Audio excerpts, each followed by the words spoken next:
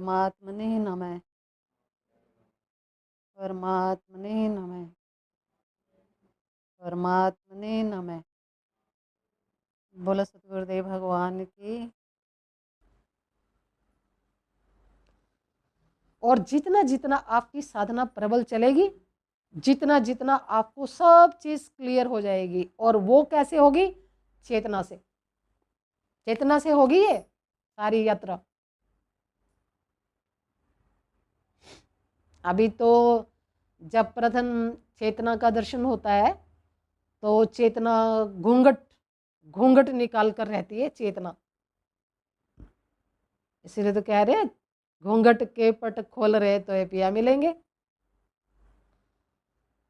पिया मिलेंगे हृदय में जाकर, लेकिन घूंघट निकाल के तो बाहर ही बैठी है ना चेतना। चेतना और प्राण, प्राण शक्ति वो है ना, लाली मेरे लाल की जित देखो तित लाल, लाली देखन मैं गई और मैं भी हो गई लाल। प्राण शक्ति भगवान विष्णु बहुत सूक्ष्मतम रूप से अगर किसी की दृष्टि है तो उसमें देख सकता है वो कि भगवान विष्णु लेटे हैं उसमें। स्वयं नारायण। नारायण का मतलब जो नर प्राणी मात्र में आते हैं, आना, नर आना, समझे? नर में आना मतलब प्राणी मात्र में आना, नारायण, नर आयण, नारायण, हरि। तो भगवान विष्णु और क्या कृष्ण अलग है? एक ही बात है। प्राण का वाइब्रेशन, प्राण की जो शक्ति है, प्राण का जो धारा प्रवाह है, अगर चेतना के अंदर ना हो तो चेतना वाइब्रेट नहीं हो सकती। कैसे होगी चेतना? अब तुम भी तो चेतना हो, बिना प्राण के चल रहे हो? नहीं चल रहे ना। तो प्राण शक्ति चेतना के अंदर जब अपना सानिध्य देती है चेतना को, प्राण शक्ति उसमें प्रवाहित होती है चेतना में, तो चेतना सर्कुलेट होती है और उसमें से निकलते हैं कोटि कोटि ब्रह्मांड। कोटि कोटि ब्रह्मांड निकलते हैं एक सेकंड में, लाखों करोड़ों पता नहीं कितने, असंख्य, कोई गिनती नहीं है वहां।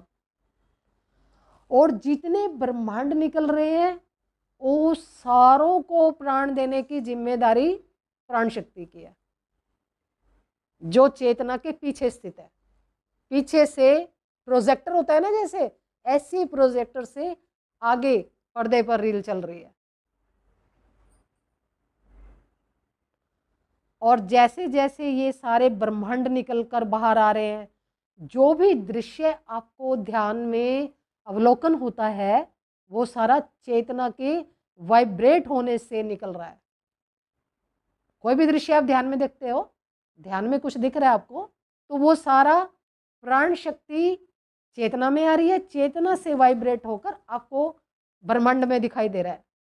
ये बहुत गहरे रहस्य हैं, ये ऋषि मुनियों की बातें हैं। मैं थोड़ा सा इसलिए बताती हूँ कि आपका इंटरेस्ट बने कि आप खुद को जानो। खुद को जानना चाहिए जरूर। हम इतनी बड़ी शक्ति होकर एक छोटे छोटे से ऐसे कीड़े मकोड़े की तरह मर जाते हैं।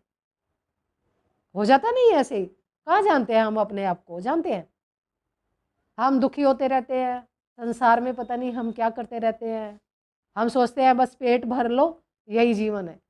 ये नहीं है। तुम क्या हो, तुम्हारा क्या अस्तित्व, तुम हो क्या, तुम वो चीज़ को जानना चाहिए कि तुम क्या हो। क्या यहाँ खाना खाने के लिए आ रहे हो? क्या करने आ रहे हो?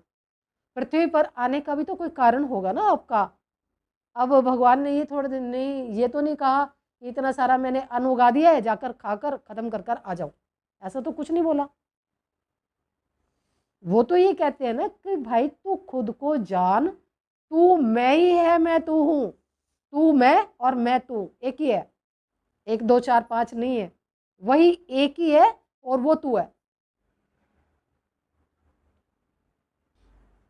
और जो शब्द में गतिमान है, आप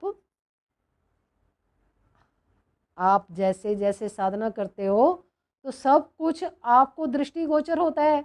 अब दृष्टिगोचर किसे हो रहा है? मुझे हो रहा है ना। तो असली चीज तो मैं हूं। देखो आपको ना बहुत एक मार्मिक चीज बता रही हूँ मैं, आपको भी कुछ समझ आनी चाहिए कि मैं जो हूं, मैं मतलब मैं यानी कि तुम सब, मैं अपना अपना मैं सबके पास है ना, अपने आप को मैं संबोधन करते हो कि नहीं? तो मैं को ही तुम ये समझो कि मैं सब कुछ है, लेकिन जब वहां चला जाता है लास्ट स्टेज पर, जब अहंकार विलय हो जाता है, तो ये वही हो जाता है जिसकी तुम तलाश कर रहे हो। ये बहुत बड़ी चीज है भाई, ये कोई जानेगा जाननहारा, कोई जानेगा जाननहारा। अब हम बता तो रहे हैं यहाँ से, लेकिन अगर किसी को समझ आ रहा है तो ठीक है, अब नहीं समझ आ रहा तो पूछ भी सकता है, ऐसी बात नहीं है कि नहीं पूछ सकता, जान सकता है। और चेतना, चेतना को तो मैं आपको बता रही हूँ, चेतना जब ये शब्द जो ज्ञान हो रहा है चेतना के द्वारा दिया जा रहा है, चेतना जब शब्द को पूर्ण ज्ञान दे देती है तो उसके बाद शब्द स्वयं अंदर आ जाता है। आप बुलाओ नहीं बुलाओ, आप बाहर देख रहे हो ठीक है, लेकिन जब वो अपना ज्ञान चेतना कंप्लीट कर लेगी तो वो शब्द स्वयं ही आपके अंदर आ जाएगा, आपके फेस जगमग होने लगेगा स्वयं, आपको कुछ करने की जरूरत नहीं है। इसीलिए तो शब्द की महत्ता है, आपको थोड़ी करना है शब्द को। अब कई लोग कहते हैं कि उसको बाहर से अंदर खींच लो, अरे भाई साहब वो ऐसी चीज है, वो स्वयं इतना शक्तिशाली है, उसे कौन खींच लेगा? चेतना को क्या लगाते हो आप? रमन महर्षि तो कह रहे हैं ना कि वो तो महादेव है, अब महादेव को खींच लोगे? तुम्हारे अंदर क्या ताकत है तुम्हारी? है तो जो शब्द है उस पर आप कृपा करके उनकी शरणागति हो जाओ। अगर आपको कुछ चाहिए तो शरणागति जानते हो क्या होती है? सब कुछ उन पर छोड़ दो, तुम केवल अपना श्रद्धा भाव प्रेम प्रस्तुत करो बस, और उस पर बने रहो। जब चेतना आपको सारे ब्रह्मांड, सब लोक लोकांतर, सब ये पूरा दर्शन करा लेगी, सारा आपका मतलब जो भ्रम पाल रखा है वो जब सारा खंड हो जाएगा, उसके बाद चेतना स्वयं लोप हो जाएगी, चली जाएगी वो, क्योंकि वो व्यक्तिगत चेतना है, वो आपको ज्ञान देने के लिए ही आई है। जो व्यक्तिगत चेतना है जो आपके अंदर, जो आपको शब्द के द्वारा सारा ज्ञान दे रही है, ये लोप हो जाएगी। और जो चीज लोप हो जाती है उसको आप असली मत समझना, क्योंकि वो तो दर्शन देकर जा रही है, तो फिर असली कहाँ है भाई? जिस चीज का आपको दर्शन हुआ वो चली गई, अब नहीं दिखाई दे रही, अब नहीं दिखाई दे रही, तो वो भी एक ब्रह्मांड का हिस्सा था, दर्शन मतलब एक दृश्य का हिस्सा था, और चली गई। अब वो वहां से चली गई तो आपकी शब्द की भक्ति जब बढ़ेगी तो खुद ही वो शब्द स्वयं आपके अंदर प्रकट होगा, आपके अंदर, बाहर से अंदर आ जाएगा। ठीक है ना? ये तो हमने जाना है तो बता रहे हैं ना आपको। तो जब ये अंदर आ जाएगा तब ये आपके, जब तक ये अंदर आएगा तब तक आपका प्राण और मन दोनों स्थिर हो जाएंगे, बिल्कुल शांत, एकदम शांत, एकदम शांत हो जाएंगे बिल्कुल। जो ये हलचल बाहर लोग बनाए फिरते हैं ना, जैसे ये चीज तो बिल्कुल एकदम ऐसे हो जाएगी, है ही नहीं। मन जैसी कोई चीज नहीं मिलेगी आपको जब शब्द आपके अंदर आएगा, तब तक मन नहीं मिलने वाला आपको। यहां तो एक शांत और मौन तस्वीर होगी। जब ये ऐसी आपकी तस्वीर होगी शांत और मौन, उस समय मां भगवती स्वयं आपको दर्शन देती है, और वही आपको अंदर जाने का रास्ता देती है। कभी आप सोचो कि भाई आप ऐसे ही चले जाओगे हृदय के अंदर, वहां तो भगवान स्वयं निवास करते हैं ना, तो माँ भगवती वहां पर स्वयं आपके लिए रास्ता प्रदान करती है, आपको दर्शन देती है। प्राणमयी, फोटो की बात नहीं कर रही हूं मैं, प्राणमयी माँ शक्ति जगदम्बा स्वयं दर्शन देती है और आपके लिए सीढ़ियां तैयार करती है अंदर उतरने के लिए हृदय में। तब आप अंदर जाकर चैतन्य शक्ति का दर्शन कर पाते हो। और भीतर का बिल्कुल ऐसे क्लियर होता है जैसे आपका बाहर क्लियर है। अब बाहर कोई आप लालटेन लेकर थोड़ी ढूंढ रहे हो कि कहाँ क्या चीज़ कौन कहाँ है, ऐसे ही देख रहे हो ना, तो ऐसे ही आप वहाँ देख लेते हो। आपकी दृष्टि अति सूक्ष्म हो जाती है और भीतर में इतना साफ होता है, इतना साफ, शीशे की तरह साफ बिल्कुल। और चैतन्य शक्ति जो चेतना का सबसे सूक्ष्मतम रूप है, ये वाली चेतना जो मैं बाहर बता रही थी अभी, प्राण और चेतना, ये चेतना समाप्त होकर और देखो अंदर वाली वो जो चैतन्य शक्ति है, चेतना का बिंदु स्वरूप, बिल्कुल छोटा स्वरूप जो अत्यंत शक्तिशाली है, वो चीज़ का दर्शन आपको हृदय में होता है और आप साक्षी हो जाते हो। उस टाइम होते हो आप साक्षी।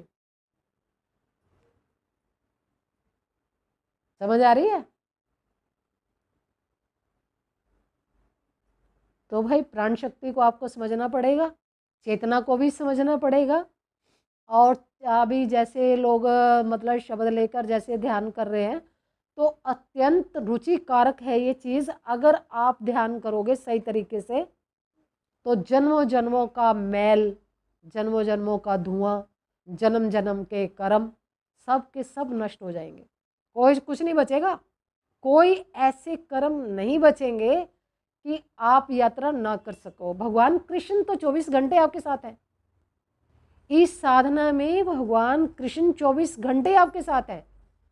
आपकी दृष्टि अगर नहीं मतलब दिखाई दे रहे है या कुछ है, आप समझो उनको अपने साथ, क्योंकि मैं बता रही हूँ दिखाई देंगे आगे। जब आपकी दृष्टि थोड़ी ठीक हो जाएगी, शुद्ध हो जाएगी, तो दिखाई देंगे।